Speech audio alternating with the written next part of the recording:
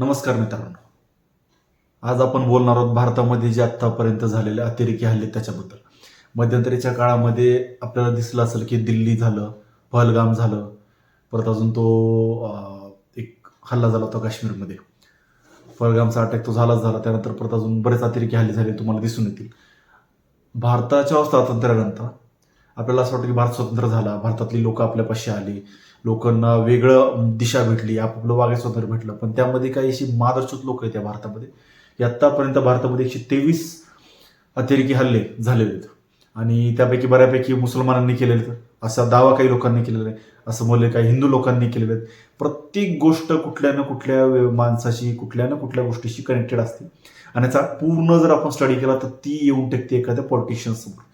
काही वेळेस तुम्ही बघितलं असाल, जर एखादा हल्ला झाला तर त्याचा आपण कधी कधी नोटीस केलं, थोडा स्टडी केला, तर ते इलेक्शनच्या आधी बरोबर काय हल्ले होतात. जर आपण आता बघितलं, मध्यंतरी बघितलं तर बिहारमध्ये जे इलेक्शन झालेलं आहे 2025 मध्ये, ज्याच्यामध्ये एनडीएचं भरभरून मत देऊन सरकार आलेलं, बीजेपी सरकार, मोदी सरकार, मोदी की गॅरंटी, जे मोदीजींनी असे पंतप्रधानांनी आपले जे मोठे मोठे वक्तव्य केले होते त्या वक्तव्यानुसार देश चांगला आहे. मोदींचं एक सेंटेन्स सुद्धा आहे, भारत में सब चंगा सी, असं त्यांचं एक सेंटेन्स आहे. तर मला वाटतं की भारतात काही घंटा चंगा आहे म्हणून.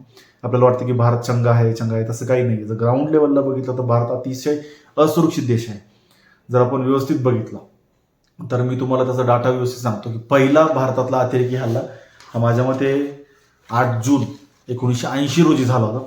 त्यामध्ये आपल्या भारताचे 500 लोक त्या अतिरेकी हल्ल्यामध्ये मारले गेले होते आणि हा हल्ला झाला होता तमिळनाडूमध्ये, त्रिपुरा येथे हल्ला झाला होता हा. आणि जवळजवळ 500 लोकांना मृत्युमुखी तेथे पडावं लागलं होतं. आपल्याला वाटतं की बाबा नाही, आपला देश सुरक्षित आहे, स्वातंत्र्य भेटले, सगळ्या गोष्टी झालेल्या आहेत, पण तसं काही झालेलं आपल्याला दिसत नाही. 500 लोक त्रिपुरामध्ये 8 जून 1980, ही जी घटना आहे ही खूप धक्कादायक होती भारताच्या इतिहासामध्ये.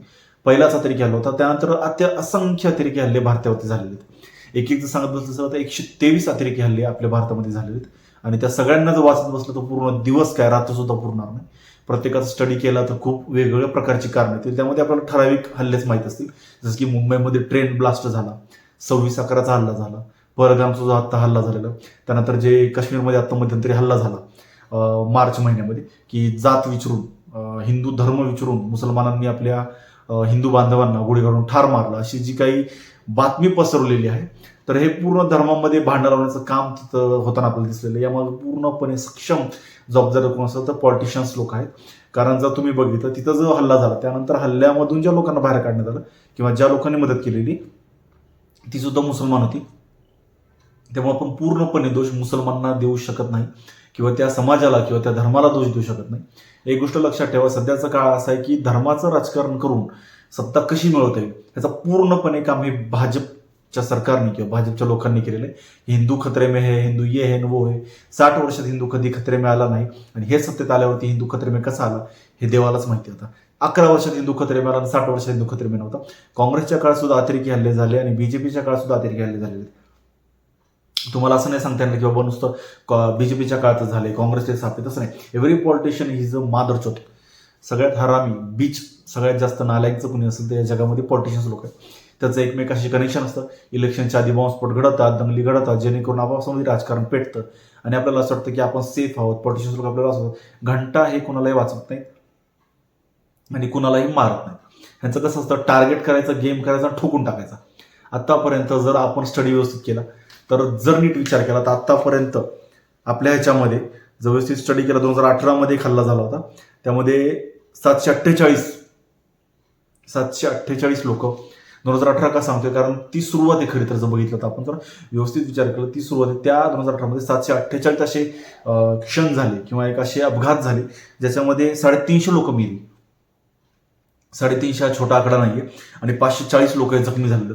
जर टोटल आपण काउंट केलं की आतापर्यंत भारतामध्ये किती लोक मेली तर आपण बघितलं तर भारतामध्ये आतापर्यंत लोक मेले 19,866 लोकांना आतापर्यंत आपला जीव या अतिरेकी हल्ल्यामध्ये गमावा लागलेला आहे. आणि त्यामध्ये जर बघितलं तर 12,002 असे इन्सिडेंट भारतामध्ये झालेले आहेत. 12,002 हा छोटा आकडा नाहीये. 60 ते 70 वर्षाच्या स्वातंत्र्यामध्ये जर तो 1980 जरी पकडलं तर तिथले 20 वर्ष जर मायनस केले तर 20 ते 30 वर्ष मायनस केले तर 12,000 क्षण हे भारतामध्ये आतापर्यंत इन्सिडेंट झालेले आहेत, अतिरेकी हल्ले झालेले आहेत.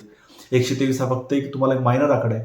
12,000 एक असा आकडा आहे जिथे इन्सिडेंट अशी झाली जिथे अतिरेकी हल्ला करण्यात आलेला आहे. इन शॉर्ट आपण बघितलं की बाबा एखादा छोटा अपघात तो लपवण्याचा प्रयत्न करतात. टीव्हीमुळे आपण फक्त धर्माचा जो मुद्दा आहे ज्याच्यामध्ये अतिरेकी हल्ला दिसून येतो त्याच मुद्द्याला जास्त दाखवते.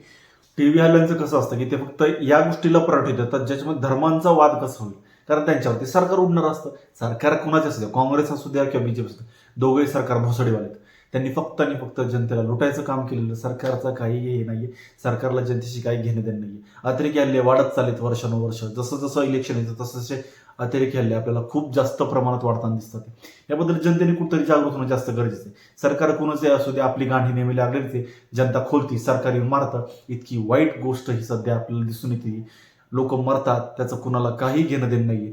सरकार आणि लोक ही चुत्यात. लोक तर पहिली गोष्ट तर लोकांच्या तर बांबू घातला पाहिजे, पहिला मारून त्यांना टाइम लावून मारलं पाहिजे जनतेला. त्यांना जर विकासापेक्षा, शारीरिक शैक्षणिक मुद्द्यांपेक्षा, रस्त्यांपेक्षा, या अडचणीपेक्षा धर्म महत्त्वाचं वाटायला लागला असेल ना, तर त्यांनी स्वतःला थोबडीत मारून घ्यावे किंवा एखाद्या विहिरीत जाऊन जीव द्यावा.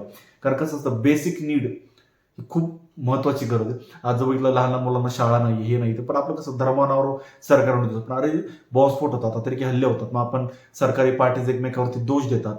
पण हे सगळ्यांचा दोष देऊन काय फायदा आहे? जर आपण नीट विचार केला तर आपण ग्राउंड लेवलला काय आहे, आपला देश सुरक्षित असेल तर ते विकास काय चाटायचा आहे का? लोक मरतात. पॉलिटिशियन्स लोकांना कधी काय होतं लक्षात ठेवा. इंदिरा गांधी, राजीव गांधी सोडलं किंवा अजून एखादा जर पॉलिटिशियन सोडलं तर त्यांनाच फक्त हल्ला करून मारलेलं, बाकी कुणाला काही झालेलं नाही. पॉलिटिशियन्स जगात सगळ्यात जास्त मादरचोत माणसं म्हणजे पॉलिटिशियन्स असतात. त्यामुळे आपण इथून पुढे विकासाला जास्त चालना दिली पाहिजे. धर्मामध्ये न अडकता अतिरेकी हल्ले कसे थांबतील? आपलीच लोक आपलीच ठासून मारतात. पॉलिटिशियन्स लोकांचा 100% साथ असते या हल्ल्यामध्ये किंवा या हल्ल्यामागे जे सूत्रधार असतात ते पॉलिटिशियन लोकांशी मिळत असतात. त्यांना माहिती असतं थोडे दिवस जेलमध्ये राहायचं, पैसे भरायचे, लिहायचं लगेच बाहेर. पॉलिटिशियन लोकांच्या साथीशिवाय हे काही होत नाही. परत आज मध्यंतरी भाजपने चालू केलेलं गुन्हेगारांना तिकीट देणं, त्यांना निवडून आणणं, हे सगळं बोलू आपण पुढच्या गुन्ह्यामध्ये. पण आता सध्या अतिरेक्यांना थांबणं खूप गरजेचं आहे. लोक मरत चाललीत. 12,000 इंजॉर्ड म्हणजे 12,000 म्हणजे ज्या घटना झालेल्या आहेत त्याच्यामध्ये 18,000 ते 20,000 लोक मृत्युमुखी पडलेले आहेत आणि जवळ 30,000 लोक या घटनेमध्ये आतापर्यंत जखमी झालेले आहेत. जे काय अतिरेक आलेले कुठेतरी थांबणं गरजेचं आहे, कारण माणसाचा गळा जर माणूसच कापायला लागला तर पुढे काही राहणार नाही. त्यामुळं अतिरेकी कशी थांबते तरी सरकारला आपण जाब विचारला पाहिजे. तुम्ही पावर तुमच्यात आहे तरी सुद्धा तुम्ही रडता, तुम्ही म्हणता की आम्ही काय करू, काय नाही.